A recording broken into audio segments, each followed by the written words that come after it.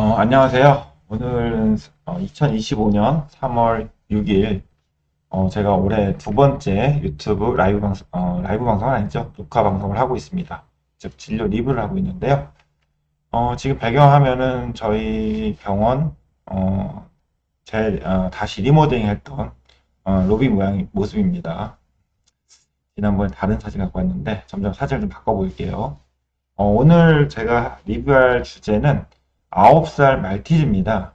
근데 기침을 심하게 한다고 제가 했어요. 9살이니까 우리가 MVI 때문에 오는 경우라든지 아니면 트라키오 콜랩스 뭐 이런 것들을 의심할 수 있겠죠. 그런데 검사해 보니까 선천성 심장질환인 PDA 환자입니다. 그래서 제목을 제가 9살 말티즈견이 선천성 심장질환인 PDA 환자라고 약간 이런 물음표를 던졌습니다.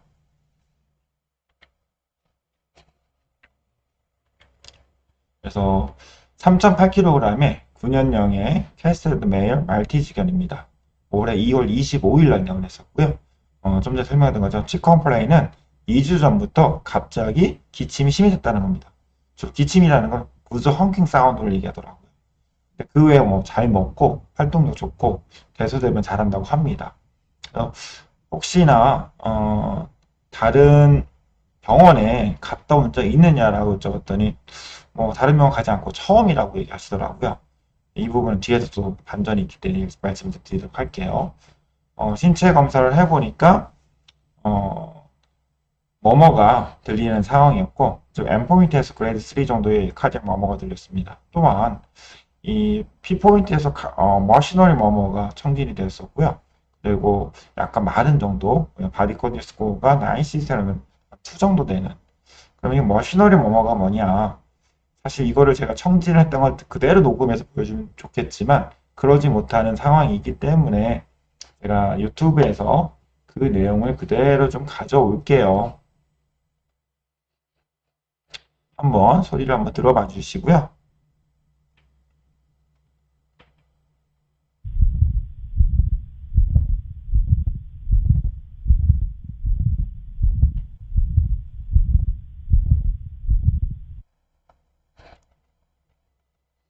잘 들리시나요? 좀 소리가 애매하죠. 일단 이거는 반복적으로 들어봐야 될 거고 요 또 블로그에 그대로 글을 작성해놨습니다. 거기에 이 유튜브에 머시너리 머머도 링크를 해놨었거든요. 그걸 가서 들어보시고 아니면 유튜브에도 머시너리 머머로 더욱으로 검색을 한다면 다양한 그 시문들이 나와 있을 겁니다. 그걸 한번 들어보시는 게 좋을 것 같아요. 저 같은 경우에 머시너리 머머라고 한다면 이런 음들이 계속적으로 들리는 거예요. 근데 이 청진 포인트가 M 포인트가 아니라 P 포인트 정도입니다. 즉 M 포인트에서 크라니얼 쪽으로 한 2늑간 정도 앞에 가서 들어보시면 됩니다. 만약 거기서 잘 안 들린다면 도잘조가 조금씩 움직이다 보면 들리게 될 겁니다. 그리고 엑스레이를 먼저 보고자 촬영해 보자고 했어요. 기침이니까 트라키오 콜랩스가 있는지 아니면 신비대가 있는지 확인하기 위해서 일단 엑스레이를 찍었고요. 그리고 흉부 방사선 촬영할 때 외출상 찍을 때는 지금처럼 호흡기 때 한 번 하고 호흡기 때를 찍어보게 됩니다. 흡기 때 찍었을 때는 심장이 되게 많이 크네요. 그리고 LA 리존이 많이 확장이 되어 있고 그러다 보니까 메인 브론커스 쪽에서는 되게 콜랩스 된 것처럼 보이죠. 호기시를 보니까 호기시에는 트라케 콜달 포션도 많이 합작이 됐죠. 거의 뭐 메인 브런코에서 보이지 않을 정도로. 그러다 보니까 구조 헝킹 사운드가 많이 들렸겠죠. 그리고 복부 쪽 일부긴 한데 간비대가 심한 게 좀 보일 겁니다. 그 다음에 복부 쪽 광산을 촬영했는데요. 간비대가 좀 심하게 있고 복강내 디테일이 좀 떨어져 있습니다. 그렇다면 심장병 때문에 복수가 있을 수도 있겠죠. 간도 많이 커져 있으니까요. 일단 다시 이제 엑스레이 가지고 보호자께 설명드리고 심장병이다. 그래서 심장 초음파를 하고 복부 초음파 보고 기본적인 혈액 검사를 좀 해보겠습니다. 또한 심장이 많이 크기 때문에 심전도 검사까지 추가해서 진행을 했습니다. 일단 뭐 에코 봤을 때 LV라든지 LA가 많이 확장되어 있죠. 그리고 에올타랑 LA랑 확정 비율도 많이 커져 있고, 그 다음에 쇼덱스 비율을 봤을 때 FS 값이 17.4까지 많이 떨어져 있는 상황입니다. 그리고 이렇게 봤을 때는 되게 벽이 상당히 얇아져 있는, 어떻게 보면 DCM처럼 보이기도 하죠. 그리고 마이탈 리전에서 저기 역류가 상당히 심하게 있는 상태고요. 그 다음에 3000판 쪽에서도 역류가 심하게 있는 4.44m/s, 그 다음에 압력은 한 78mH 정도 되는 상황입니다. 그리고 에어타랑 LA 레이셔를 재봤더니만 2.5 정도로 LA 확장이 상당히 심한 상태입니다. 그냥 MBA를 봐도 되겠지만, 근데 FA 값이 많이 떨어져 있죠. 그리고 XA상을 봤을 때는, 일반적인 MBI랑 다른 상태이기 때문에 PDA가 되고 싶습니다. 근데 8살이기 때문에 PDA 확실히 확인하기 위해서 추가적으로 엑볼더 봤죠. 봤더니만, 폴모널 아테리랑 에어로타의 비율을 봤는데, 비율이 상당히 많이 크죠. 한 1.7 정도로. 즉, 폴모널 아테리 쪽이 많이 확장이 되어 있는 상황입니다. 그래서 일단 칼라 도플을 걸었더니 일단 모자이크 패턴이 관찰이 되었고, 좀 더 확인하다 보니까 일단 션트가 있는, 즉 PDA가 의심된 션트가 발견했습니다.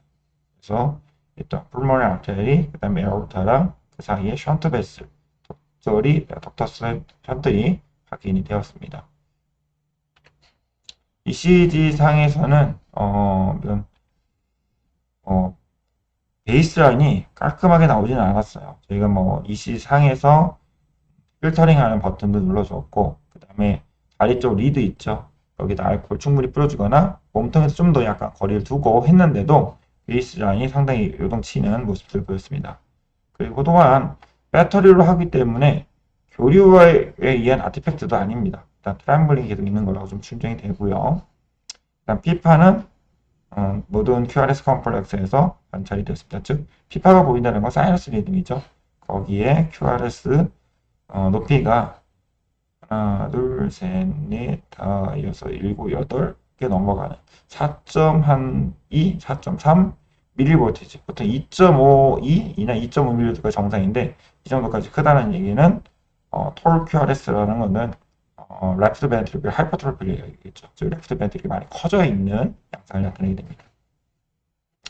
그리고 여기 QRS 폭 이것도 살짝 확장되어 있긴 합니다.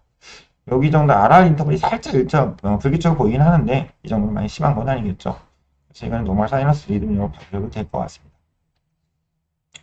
그리고 복부 쪽을 봤는데 이런 식으로 간엽 사이에라든지 방광 주변 장과 장 사이에 프리 플루이드가 확인이 되었습니다. 즉 TR이 아까 4.4m 정도 78, 80mH 정도 되니까 폴모널 하이퍼텐션에서 복수가 생기는 상황이기도 합니다. 선천성 심장 기형에 의해서 2차적으로 MR하고 TR이 있는, 그러면서 복수까지 있는 상황이죠. 그래서 이 환자 같은 경우는 레프트 투 라이트 PDA로 진단을 했고요. PDA라는 것은 페이턴 덕터스 아테리오스죠. 즉 우리말로 하면 동맥관 개념증입니다. 여기에 라이트 사이드 컨제스 하트 페일리어, 즉 RCHF, 즉 복수가 같이 있는 형태로 보시면 됩니다. 원래 심장은 이렇게 에어르타가 나가고 여기 펄모니 아테리가 이렇게 갈라지게 되죠. 정상적으로 에어르타랑 펄모니 아테리는 연결되는 혈관이 없어야 됩니다. 아마도 엄마 뱃속에 있을 때는 여기 혈관이 연결되어 있어요. 왜? 엄마 뱃속에 있을 때는 폐순환이 필요 없기 때문에 폐동맥에서 오는 혈액들은 바로 다시 에어르타로 나가야 되겠죠. 근데 태어남과 동시에 여기에 있는 혈관은 폐쇄가 됩니다. 네, 폐쇄가 되지 않고 남아있는 것을 PDA라고 하게 됩니다. PDA는 이런 식으로 확정해 보면 에어르타고 펄모널 아테리 이렇게 개통되는 혈관을 얘기하게 되죠. 그래서 PDA 치료라고 하는 것들은 두 가지로 볼 것 같아요. 카테터라이션, 즉 덕탈 어클루드라는 것들을 PDA에 있는 부분에 삽입하는 겁니다. 또는 수술적, 즉 오픈 체스트를 해서 거기 직접 PDA 혈관을 눈으로 확인하고 결찰하는 겁니다. 카테터라이제이션, 즉 인터벤션을 할 수 있는 병원들이라고 한다면 이 어클루더를 장착하는 것도 괜찮겠죠. 어클루더 장착하는 거는 뭐 저도 안 해봐서 잘 모르겠어요. 그냥 저도 그냥 사진들 가지고 설명드린다면 이렇게 페모럴 아테리에서 들어와서 이 에어르타랑 풀모널 아테리를 조형질로 영상화한 다음에 그 혈관의 직경을 보고 어클루더를 장착하는 방법도 있고요. 또는 경동맥을 통해서 접근을 해가지고 이렇게 해서 어디죠? 경동맥이 아니죠. 경정맥을 통해 가지고 우심방을 통해서 우심방? 제가 좀 실수를 한 것 같아요. 이건 이제 풀머리 아테리니까 라이트 에이트리움 들어가서 라이트 발브를 통해서 풀머리 아테리를 가야 되니까 경정맥이 맞겠네요. 경정맥에서 우심방으로 들어와서 우심실, 그 다음 폐동맥으로 조형하면서 어플로 장착하는 이런 방식도 있다고 합니다. 그래서 엑스를 찍어보게 된다면 이렇게 심장의 하트 베이스 쪽으로 해서 어클루더가 장착되어 있는 모습을 볼 수가 있습니다. 제가 좀 약간 실수를 했네요. 저도 안 해봤으니까 기억이 못하는 겁니다. 그래서 경정맥 아니면 페모럴 아테리를 접근하는 것들이 있다라는 거. 오픈 체스트 같은 경우에는 말 그대로 흉곽을 열어가지고 에어르타랑 그 다음에 풀모널 아테리 노출시킨 다음에 여기 보면 에어르타랑 풀모널 아테리 연결되는 션트 베슬 있죠. 그걸 직접 노출시키는 이걸 결찰하는 겁니다. 이런 식으로 두 가지 그림이 있어서 가져왔습니다. 그래서 인터벤션 할 수 있는 병원이라면 어플로 장착하고요. 인터벤션을 할 수 없는 병원, 그러니까 세팅이 안 된 병원이라고 한다면 오픈 체스트 방법으로 수술을 해볼 수 있을 것 같습니다. 그리고 인터벤션을 하려고 한다면 일단 조형을 해야 되기 때문에 C암이라는 장비를 가지고 있어야 됩니다. 그리고 이 환자는 진단하고 나서 보호자분하고 9살의 PDA다. 이거를 설명드리는 게 좀 힘들긴 했어요. 선천성 기형무제니까. 그동안 나는 아무 문제 없이 길러 왔는데 갑자기 선천성 기형이라고 하니까 보호자는 좀 당황스러워하는 것 같았습니다. 그래서 이걸 치료하는 방법은 수술적인 방법도 있고 지금은 나이가 많기 때문에 우선 내과적 관리 해보고 수술적 방법을 할 거냐 아니면 내과적 관리만 하면서 할 거냐. 일단 어린 나이 때 진단이 되고 수술적 교정이 되어야 하는데 경험적으로 1살, 2살 때 대다수 많은 아이들이 수술을 하지 않는다면 사망하는 경우들이 많은데 9살까지 살아왔다. 근데 그동안 증상도 없었고 다른 치료도 하지 않았다면 내과적인 관리만 하더라도 살아갈 수 있을 것 같긴 하다. 근데 언제든 급사할지 모르겠다. 라는 얘기를 드렸어요. 그랬더니 보호자분께서 그제서야 아까 처음에 그때 반전이 떨렸죠. 다른 2차 병원을 갔었다라고 합니다.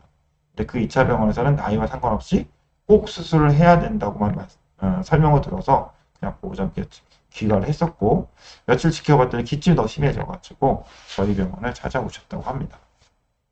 그래서 일단은 보호자분이 약이라도 먹여보시겠다고 해서 내과적으로 우려성 무심무제는 약을 처방했습니다. 이모메단하고 피로세마이드, 그다음에 스피로락돈, 그다음에 AC인히비터, 베나제프릴, 기침을 전달한다 그래서 기관지 확장되어서 아미노필린. 사실 뭐 효과가 있다고 보기는 어렵지만 그래도 좀 드렸어요. 그러고 나서 원래는 어제 오기로 했는데 하루 정도 늦게 오늘 오셨습니다.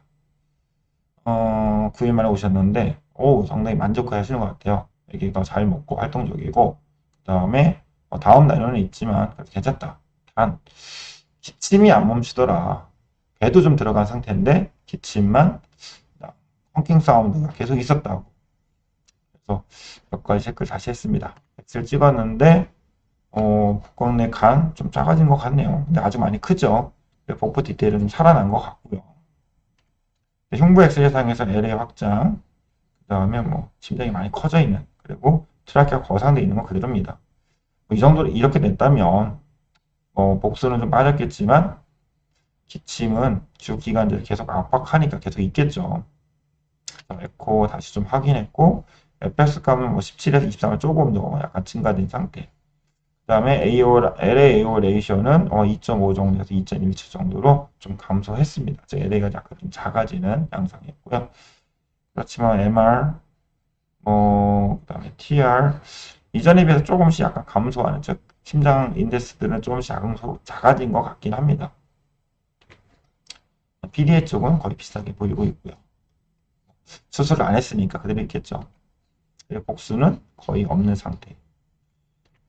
혈액 검사를 해봤는데 비위원이 39에는 38, 5.8, 크리아틴 0.9, 0.8. 거의 아조테미아 같은 거 없었고 질소 전해질 검사를 했는데 너트륨, 칼륨, 클로라이드도 다행히 괜찮은 상태였습니다. 그래서 일단 PDA 문제는 어떻게 해결할 수 없지만 우려성 우심분전 문제만은 해결이 된 상황이죠. 그래서 보호자분한테는 약을 줄 수는 없을 것 같고 동일하게 일단 먹여보시라고 했습니다.